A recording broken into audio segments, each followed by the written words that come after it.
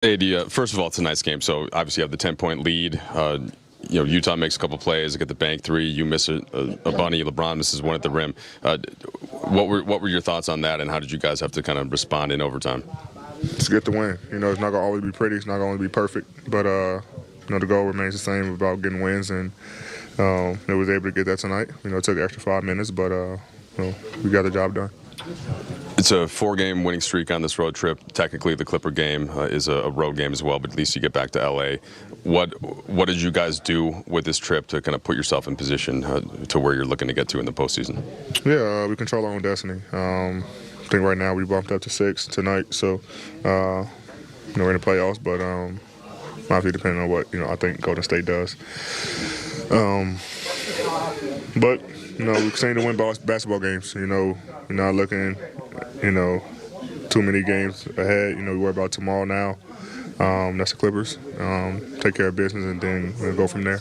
Darvin said you're going to wait till the morning to kind of get with the medical staff, get with you, and figure out your status, LeBron, D'Lo.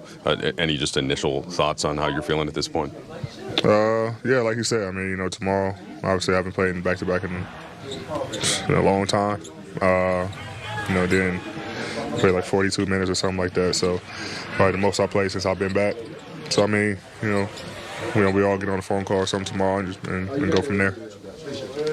Austin's recent run of play has been really crucial to your success as a team. What's kind of stood out that he's been able to take it to another level these last 10 games? Yeah, he's doing everything we need him to do on both ends of the floor. A couple charges tonight, big shots, threes, everything. So he's been playing phenomenal for us, and we're going to continue to need that, the final 3 games that we have.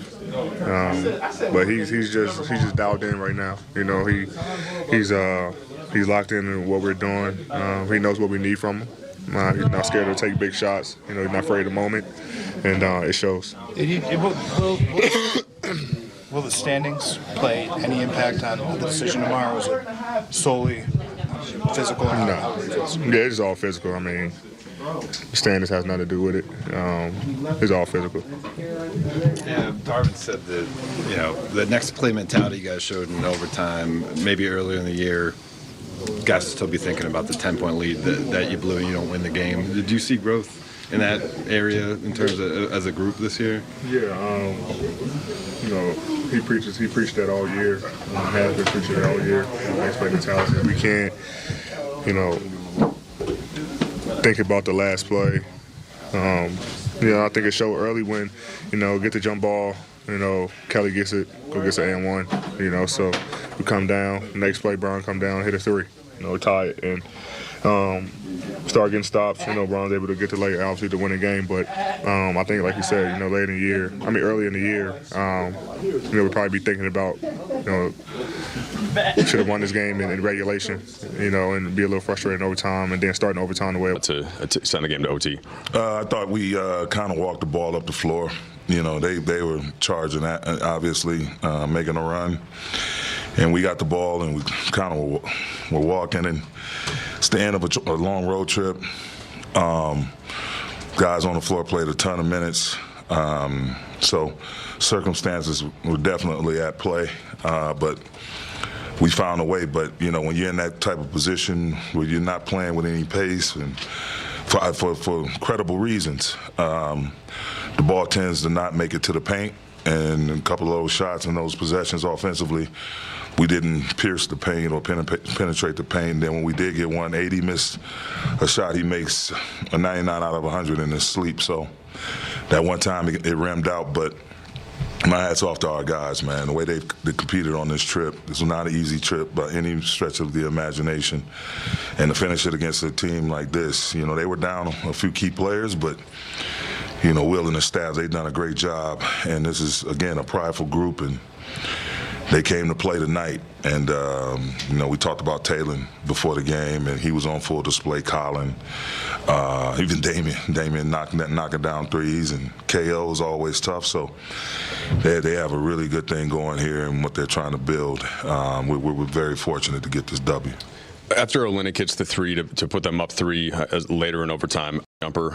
How big was that, especially just with all the actions kind of focused on LeBron and AD and trying to get shots with Utah pushing them out? No, it's always good when you have multiple sources of offensive production, whether it's Dennis getting downhill, Austin doing what he's doing, and AD, and even Rui. Rui has great segments out there where he puts us on his back 4, 5, 7 possessions and get stuff done for us. But everybody's just chipping in and, moving the ball and everybody participating, not just with scoring, but just doing their part in terms of running to the correct spacing and playing with a purpose, screening with a purpose, cutting with a purpose, and just being ready to make a quick decision once the ball is swung to them. How important has Austin's recent run of play been for your success as a team? He's averaged like 20.5 points over the last 8 games. It's been great, man. He's been playmaking. He's been playmaking for sure. Not just, not only his scoring, but just him setting up his teammates, scrapping defensively, drawing charges. Just a blue-collar kid that loves to hoop. And, he's highly competitive, and it's been a huge boost for us here.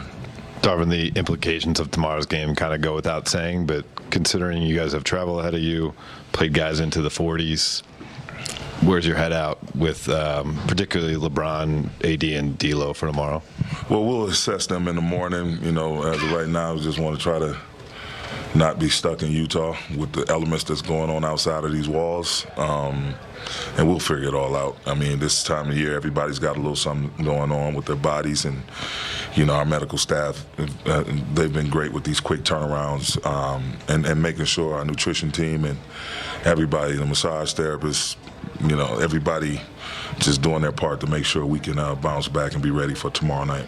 If it wasn't for their efforts, LeBron and AD, you probably don't have a 10-point lead with 2 minutes to go. But the fact that LeBron was able to get the layup to go in overtime after missing some jumpers at the end of regulation, and AD was able to get that offensive rebound in overtime after missing the free throws. Do you like seeing a redemptive quality over the course of a game for some of your leaders?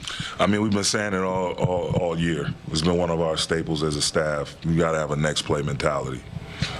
You get depressed about missing a layup or missing free throws, that's going to spill. And early in the year, I don't know if we win this game because guys are so disappointed and want things to go right.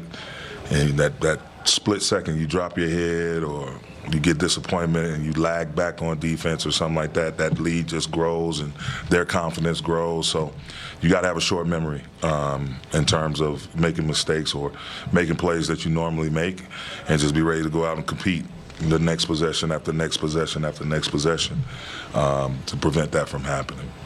I think with Anthony Davis's dominance over the last few weeks, he just hasn't had to put this type of performance together.